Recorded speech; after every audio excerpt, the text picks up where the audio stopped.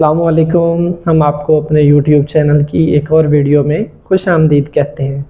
आज हम पढ़ रहे हैं जी lecture number 10 of computer science 10th class, जो कि है जी टाइप्स ऑफ ऑपरेटिंग सिस्टम।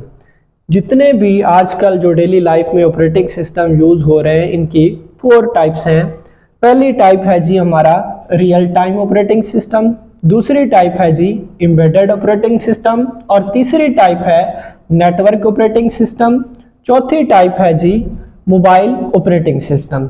अब हम इनकी डिटेल की तरफ चलते हैं, एक एक करके इनकी डिटेल को डिस्कस करते हैं। तो आए पहली टाइप को पढ़ते हैं। पहली टाइप है जी real time operating system. A real time operating system is design to process data and respond within a strict time limit known as deadline. इसका मतलब क्या है? इसका मतलब ये है कि जब इसके पास प्रोसेस या डाटा आता है तो इसने एक स्ट्रिक्ट टाइम लिमिट के अंदर रह के उस डाटा को रिस्पॉन्ड करना होता है, और उस जो टाइम लिमिट है, छोटा वक्फा है, उस टाइम लिमिट को हम कहते हैं जी डेडलाइन। अगर ये उस टाइम लिमिट के अंदर हमारे डाटा को रिस्पॉन्ड नहीं करता तो इससे कोई सीरियस फेलियर कंसिक्वेंसेस हो सकती हैं। कैसे? मिसाल के तौर पर इसके जो फीचर हैं वो यूज होते हैं हमारे रडार सिस्टम में। अब रडार सिस्टम में जैसे कोई चीज़, जैसे कोई जेट या त्यारा आता है तो एक छोटा सा टाइम का वक्फा होता है, और इसी टाइम के वक्फे के अंदर हमारे रडार सिस्टम और रडार के ऑपरेटिंग सिस्टम में उसको रिस्पॉन्ड करना होता है। तो इसके जो की फीचर हैं, की फीचर का मतलब इसमें कौन सी टेक्नोलॉजी होती है, ये कैसे चीज़ों को प्रोसेस करता है। की फीचर में है जी process task immediately as they arrive without long waiting time. इसका मतलब क्या है कि जैसे ही इसके पास कोई टास्क पहुंचता है तो एक टीनी डिले, मतलब एक नैनो सेकेंड का भी डिले किए बगैर इसने उसको रिस्पॉन्ड करना होता है, उसकी एग्जीक्यूशन को शुरू करना होता है। अब ये हमने पढ़ा कि इसको इस्तेमाल कहाँ पे किया जाता है जी, यूज्ड इन क्रिटिकल सिस्टम। अभी हमने बात की कि हमारा जिस तरह रडार सिस्टम है, हमारे एयर ट्रैफिक कंट्रोल में है, हमारे जो जंगी त्यारे होते हैं, जेट होते हैं, और हार्ट मॉनिटरिंग डिवाइसेस में, यहाँ पे एक एक टीनी डिले, नैनो सेकेंड भी मैटर करता है, वहाँ पे हम इस्तेमाल करते हैं जी RTOS को, यानी रियल टाइम ऑपरेटिंग सिस्टम को। फिर आते हैं जी हम embedded operating system। An embedded operating system is small।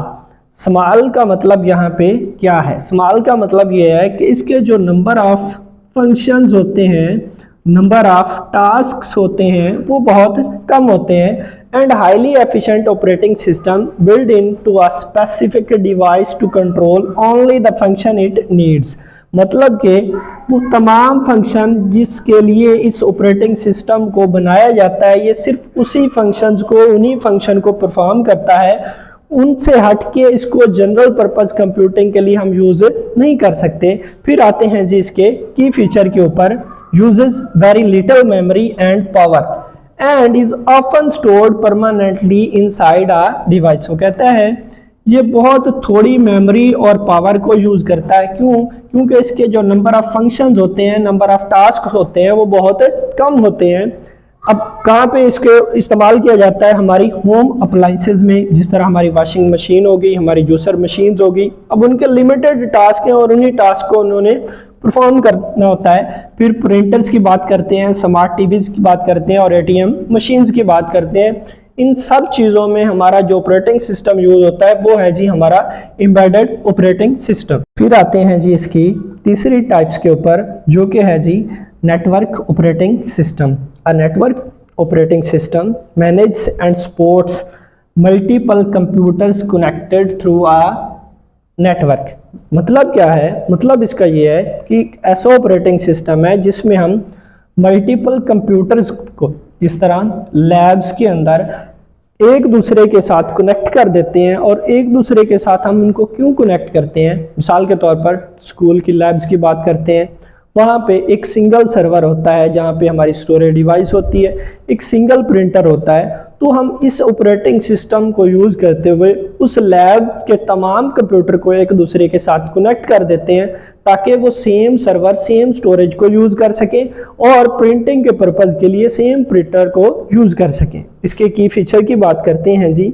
इसका मेन जो पॉइंट होता है focuses on communication and coordination between computer. जिस तरह अभी हमने बात की सेम स्टोरेज को यूज़ करना है और सेम ही प्रिंटर को यूज़ करना है, यानी जब उन्होंने एक कंप्यूटर ने एक दूसरे के साथ कम्युनिकेट करना है या रिसोर्सेज को यूज़ करना है, फाइल्स को यूज़ करना है, तो हमारा वो नेटवर्क ऑपरेटिंग सिस्टम यूज़ कर सकते हैं। इस तरह उसने अभी हमने बात भी की कि इसको इस्तेमाल किया जाता है ऑफिसेज में, स्कूल्स में एंड डाटा सेंटर पे, जहाँ पे रिसोर्सेज की तादाद कम होती है और डेटा उन्होंने ज़्यादा होता है, कंप्यूटर उनके ज़्यादा होते हैं, तो इस ऑपरेटिंग सिस्टम की मदद से वो डेटा को शेयर कर सकते हैं। फिर आते हैं जी हम इसकी फोर्थ टाइप के ऊपर, जो कि है जी mobile operating system.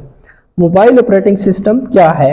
A mobile operating system is design for smartphones, यानी मोबाइल फ़ोन्स के लिए, tablets and handheld devices, और इस तरह की जितनी भी छोटी छोटी डिवाइसेस होती हैं, हमारी स्मार्ट वॉचेस हो गई, हमारे मोबाइल फ़ोन हो गए, हमारे आईफोन्स हो गए और हमारे टैबलेट्स हो गए, इनके लिए जो ऑपरेटिंग सिस्टम यूज़ किया जाता है वो है जी हमारा मोबाइल ऑपरेटिंग सिस्टम। इसके जो फंक्शन होते हैं जी, जिस तरह मल्टी टच स्क्रीन हो गया, बैटरी सर्वर हो गया, और इस तरह के लातादाद मोबाइल एप्लीकेशन को चलाने के लिए, इनको हैंडल करने के लिए जो ऑपरेटिंग सिस्टम यूज़ होता है वो है जी हमारा मोबाइल ऑपरेटिंग सिस्टम। जिस तरह इसके अभी की फीचर की बात करते हैं जी, मेन इसका जो पॉइंट होता है वो है जी supports wireless connection, cameras, sensor and app store. मतलब कि इसने कैमराज को हैंडल करना होता है, वायरलेस कनेक्टिविटी जिस तरह ब्लूटूथ डिवाइसेस का कनेक्शन होता है, और जितने भी ऐप स्टोर्स होती हैं यानी मोबाइल एप्लीकेशन होती हैं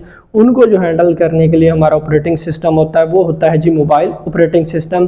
जिस तरह अभी हमने बात की, इसको हम इस्तेमाल कर सकते हैं हमारे स्मार्टफोन्स के अंदर, मोबाइल फ़ोन्स के अंदर, हमारे टैबलेट्स होते हैं और स्मार्ट वॉचेस होते हैं। इनके अंदर जो ऑपरेटिंग सिस्टम यूज़ होता है वो है जी हमारा mobile operating system. Basically mobile operating system है क्या? मोबाइल ऑपरेटिंग सिस्टम ऐसा ऑपरेटिंग सिस्टम है जो हमारी मिनी डिवाइसेस को, हमारी स्मार्ट डिवाइसेस को मोबाइल एप्लीकेशन रन करने के लिए, मल्टी टच स्क्रीन के फंक्शन को रन करने के लिए और बैटरी सेविंग जैसे फंक्शन को रन करने के लिए ऑपरेटिंग सिस्टम इस्तेमाल होता है, उसको कहते हैं जी हम मोबाइल ऑपरेटिंग सिस्टम।